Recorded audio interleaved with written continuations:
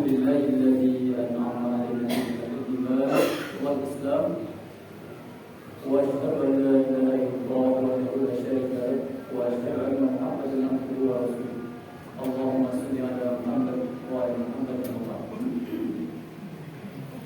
Yang saya muliakan para dewan guru, persatuan dan para pejabat, mudah-mudahan hadirin kaum muslimin dan muslimat jamaah salat Isya, salat tarawih dan salat witir, mudah-mudahan senantiasa dalam syukuran rahmat Allah Subhanahu wa taala. Mudah-mudahan segala amal ibadah yang telah kita lakukan diterima dan dibalas oleh Allah Subhanahu wa taala. Hadirin rahimakumullah, kalau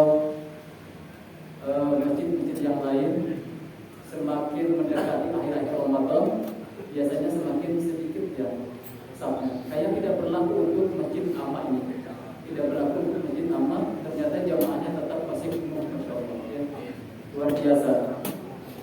Cuman intonasi aminnya aja yang sedikit melemah. Yang biasanya amin jadi amin gitu ya. Jadi intonasi aminnya yang sudah melemah. Tapi mudah-mudahan masya Allah semangat ibadahnya tetap istiqomah. Salah satu ibadah kita diterima oleh Allah Subhanahu wa taala, katanya kita diberikan hidayah dan taufik. Diberikan hidayah dan taufik untuk istiqomah terhadap kebaikan ibadah tersebut. Yang mungkin di bulan Ramadan kita puasa di bulan puasa wajib, nanti diteruskan dengan puasa sunnah. Yang biasa beramal baik tadarus diteruskan. Yang biasa infak sedekahnya diteruskan. Itu adalah salah satu ibadah kita diterima oleh Allah Subhanahu wa taala. Kalau seandainya setelah Ramadan ini ternyata kita kembali kepada hal-hal yang buruk, misalnya yang tadinya biasa sholat berjamaah jadi jarang sholat berjamaahnya gitu ya, yang biasa tadarus Al-Quran kalau ingat baru tadarus misalnya seperti itu. Nah itu berarti ada hal yang perlu diperbaiki dalam niat ibadah kita. Mungkin dalam niat ibadahnya adalah kurang mantap gitu ya. Hadirin rahimakumullah, kalau dilihat dari jadwal seharusnya itu Bapak Kiai yang memberikan buku ya. Saya itu besok malam ya. Karena besok malam itu tidak ada tarawih kemungkinannya, jadi bukunya insya-Allah dari pada malam ini. Insyaallah ada Bapak Kiai minta ya, insyaallah saya memberikan buku sekadarnya. Hadirin rahimakumullah ya. Bapak Quraish Shihab itu pernah menulis dalam bukunya tentang Ramadan ya, bahwa beliau pun menuliskan bahwa bulan Ramadan itu kalau diibaratkan musim itu adalah musim yang sangat cocok, musim yang sangat sesuai, musim yang sangat bagus untuk menanam.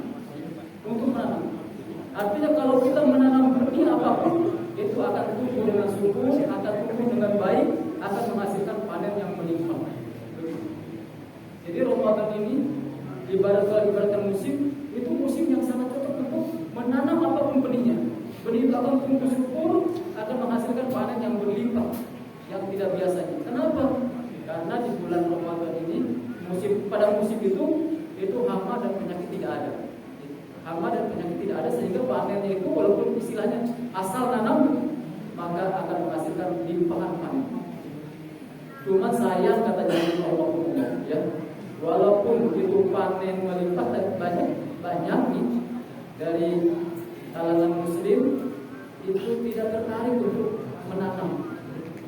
Bahkan ada yang menganggap nanti juga ada musim lagi. Kalau ibaratkan Ramadan, padahal Ramadan itu artinya kalau kita beramal sedikit apapun itu akan dilipat gandakan kebaikan. Kalau kita beribadah yang tadinya sunnah dianggapnya nilainya seperti melakukan kewajiban. Kalau kita melakukan kewajiban nilainya sampai 70 kali lipat kan. Bahkan sampai kita melakukan hal-hal yang mubah pun kalau kita niatkan ibadah nilainya insya Allah hadapan Allah. Cuma banyak orang yang tidak tertarik untuk hal tersebut. Bahkan menganggap saya kan masih usia panjang segala macam. Padahal kalau kita menganggap itu nanti akan ada waktu dan sebagainya, itu berarti kita melanggar perintah Allah Subhanahu wa taala. Hadirin rahimakumullah, ya, tentunya kita berharap ya, apa-apa yang kita kerjakan di bulan Ramadan itu mendapatkan pahala di sisi Allah Subhanahu wa taala. Dan insya Allah pahala tersebut kita harapkan bisa kita nikmati nanti di akhirat. Hadirin rahimakumullah, karena kehidupan kita di dunia ini bukanlah kehidupan yang sesungguhnya. sementara yang seolah-olah kita hanya sebagai musafir yang singgah, yang berteduh di bawah pohon yang kemudian kita berangkat ke perjalanan. Bahkan kata Rasulullah SAW, ya, kun fid dunya ka'annaka gharibun, au amiru sabili. Artinya begini, sobat. Jadilah kamu di dunia ini seperti gharibun, seperti orang asing, atau amiru sabilin, atau seperti orang yang sabar, orang sabilillah. Artinya apa? Kalau namanya orang asing, ya pastilah kita akan kembali kepada tempat kita yang sesungguhnya, ya. Namanya orang asing berkunjung ke negara suatu negara, kita orang asing, pasti kita akan kembali kepada negara kita. Kan di dunia ini kita sebetulnya bukan tempat yang sesungguhnya. Ini hanyalah tempat pengembaraan kita yang suatu saat kita akan kembali kepada tempat sesungguhnya, yaitu adalah akhirat. Dan akhirat itu adalah lebih kekal dan lebih baik dan lebih kekal. Kita sering membaca surat Al-A'la yang sampai walal akhiratu khairu wa abqa. Walal akhiratu khairu wa abqa. Sesungguhnya akhirat itu lebih baik dan lebih kekal. Yang kemudian kalau kita suka mengaku orang asing yang kemudian kita kembali kepada tempat kita, atau kita seperti seorang musafir. Ya namanya seorang musafir, nggak mungkin lah kita berhenti selamanya. Nggak mungkin kita berhenti di tempat berhentian itu. Suatu saat kita akan kembali melanjutkan perjalanan hidup. Yang namanya perjalanan dalam musafir perjalanan hadir rahimahullah, tentunya kita memerlukan bekal. Semakin jauh perjalanan kita, maka bekal yang perlu kita siapkan semakin banyak. Sedangkan perjalanan menuju akhirat itu bukan perjalanan yang ringan, bukan perjalanan yang nyantai, bukan perjalanan yang nikmat, tapi perjalanan yang penuh dengan rintangan, penuh dengan godaan. Apakah kita tergoda, tergelincir ke tempat yang sesat? Apakah kita berada pada jalan yang lurus? Hadirin rahimahullah. Nah, inilah ibadah-ibadah yang kita lakukan ini adalah sebagai bekal kita. Semakin banyak bekal-bekal kita, insya Allah kita semakin nikmat di akhirat. Mudah-mudahan ibadah-ibadah kita yang kita lakukan ini sebagai bekal kita. Tentunya ibadah yang kita lakukan itu dengan niat karena ikhlas kepada Allah dan mengharapkan pahala di sisi Allah Subhanahu wa taala.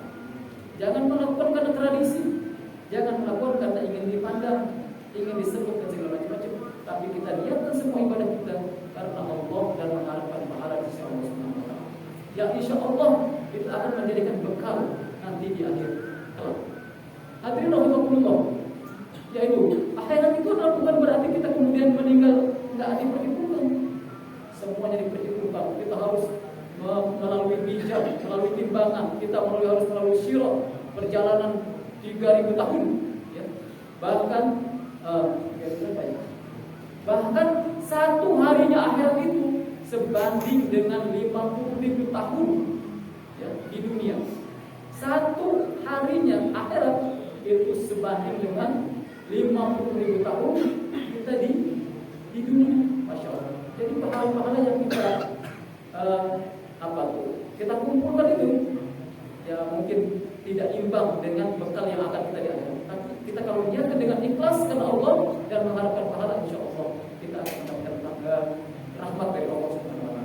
Hadirin rahimakumullah, marilah kita tidak bosan-bosan, kita istiqomahkan kebaikan-kebaikan yang kita lakukan di bulan Ramadan ini, dan insya Allah mudah-mudahan ini akan menjadi bekal kita nanti di akhirat kelak.